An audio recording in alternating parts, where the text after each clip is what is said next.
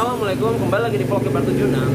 Dan kali ini di sebelah kita ini ada Kia Picanto 2014. Dan kali ini aku mau kasih kalian 7 hal yang harus kalian tahu belum kalian beli Kia Picanto yang generasi kedua ya pastinya. Mana tahu di antara kalian ada yang belum mengetahui informasi ini. Oke, sekarang kita mulai dari yang pertama.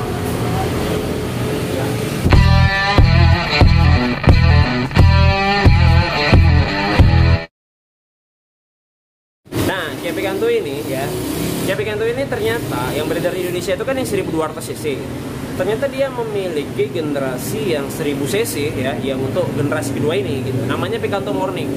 Mungkin sebagian dari kalian nggak tahu gitu ya. Dan bedanya yang 1000 cc dengan 1200 cc ini, yang 1000 cc itu mirrornya belum elektrik dan dia juga belum power window untuk yang belakang. Tapi kalau yang ini udah gitu ya. Jadi kalau kalian beli Picanto, kalian pastikan yang kalian beli untuk generasi kedua ini adalah yang 1200 cc. Karena kalau kalian beli yang 1000 cc nggak masalah sih, cuman harganya itu harusnya berbeda dengan yang 1200 ya. Jelas yang 1200 ini pasti lebih mahal gitu ya. Karena kalau harga yang 1000 cc nya lebih atau harganya sama, mending kalian beli yang 1200 gitu. Tapi kalau kalian mau beli Picanto yang model lama, ya memang Picanto yang model lama semua modelnya itu cc nya 1000 ya. Jadi nah, yang nomor 2 adalah kalian kan mau beli Picanto. Kalian tahu nggak nomor rangkanya di mana? Sebagian mobil bagian besar tuh nomor rangka tuh ada di depan ya, kayak di sini, di kap mesin, lalu ada di bawah bangku. Tapi untuk Picanto ini dia bukan di situ, tapi letaknya ada di bagian belakang.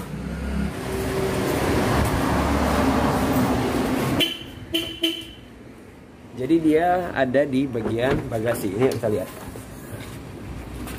Kita buka ini ya, mari kita buka ini, lalu kita angkat ini kan, kita lihat ya, lalu kita angkat ini. Nah, lalu di sini kamu lihat ya, nih di sinilah dia letak nomor rangkanya. Jadi ini cukup unik karena nggak biasanya mobil tuh nomor rangka itu ada di bagian depan mesin ataupun di bawah bangku. Tapi kali ini nomor rangkanya itu letaknya di bagian belakang. Jadi kalian harus tahu itu. Yang ketiga yang harus kalian ketahui adalah biasanya kalau kayak kemarin aku ada nge-review Etios, speakernya di belakang nggak ada kan. Kalau ini speaker belakangnya ada, dia speaker belakangnya ada, tapi ya malah yang pintu pertama nggak ada. Kebalikannya sama Etios, tapi speaker belakangnya itu adanya malah di sini ya, dia ada di sini gitu. Nah, jadi bagi kalian yang mungkin mau modifikasi, audio ya, itu sayang sekali nggak akan bisa karena sini sekali dia nggak punya speaker di bagian sini ataupun di bagian sini. Dah. So.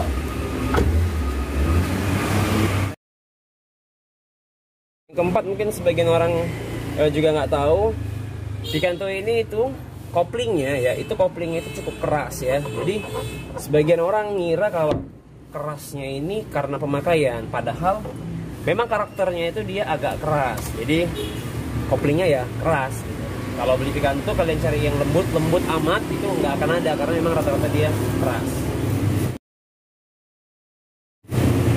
Yang kelima, sebagian nggak semua Picanto kalau kalian mau beli, kalian hidupin mesinnya, lalu kalian cek AC-nya. Kenapa?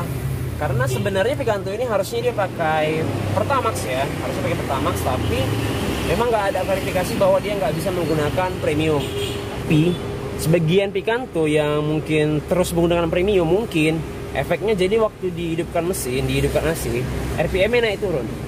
Nah, solusinya itu katanya itu kalau nggak salah adalah reset ECU ya, ataupun ada update firmware. Jadi ada beberapa Picanto yang memang dia RPM-nya naik turun waktu kita hidupin AC, dan solusinya itu katanya update firmware ataupun memakai Pertamax katanya. Jadi kalau kalian mendapatkan Picanto yang waktu dia hidup AC di RPM naik turun, sebaiknya kalian segera ke bengkel resmi, update firmware-nya, atau kalian gunakan dengan Pertamax ya. Jadi cek AC-nya begitu mobil ini kalian hidupkan gitu. Yang berikutnya adalah mungkin sebagian kalian belum tahu ya, kalau ternyata Picanto itu ada fitur Eco yang cukup unik. Kenapa cukup unik? Karena waktu kita bawa mobil kan dia ada skema Eco-nya ya, contohnya kayak gini. Nah, contohnya kan kayak gini, ini ada skema Eco on. Nah, Nanti kalau kita jalan, misalnya kita pindahkan ke mari gitu ya. Ketika kita jalan nanti dia akan ada tanda panah di sini. Tanda panah mengisyaratkan ke kita untuk ganti transmisi. Misalnya ganti transmisi ke gigi 3, gigi 4, gitu juga dengan turun. Kalau nanti ada petunjuk dia nyuruh kita untuk nurunin gigi, itu mungkin supaya berkendaranya lebih efisien dan lebih hemat, kurang lebih kayak gitu. Nah, yang terakhir adalah Picanto ini memiliki fitur auto lock yang cukup unik ya, dimana kalau mobil lain itu kan dia begitu kita hidupin mesinnya, kita bawa jalan, ada yang waktu direm baru ngelock, ada yang baru waktu kita lari 20 baru di ngelock.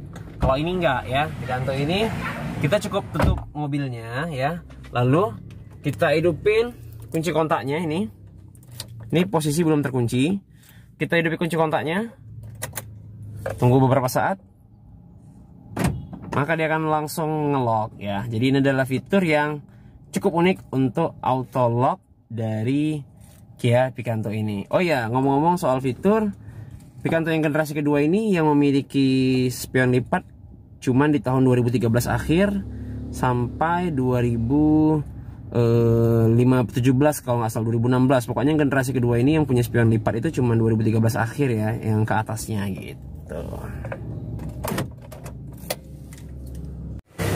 Oke, mungkin segitu aja informasi dan tips mengenai Kia Picanto ini kalau kalian mau beli ya. Jadi supaya kalian tahu hal-hal yang mungkin sebagian orang belum tahu mengenai Picanto ini ya.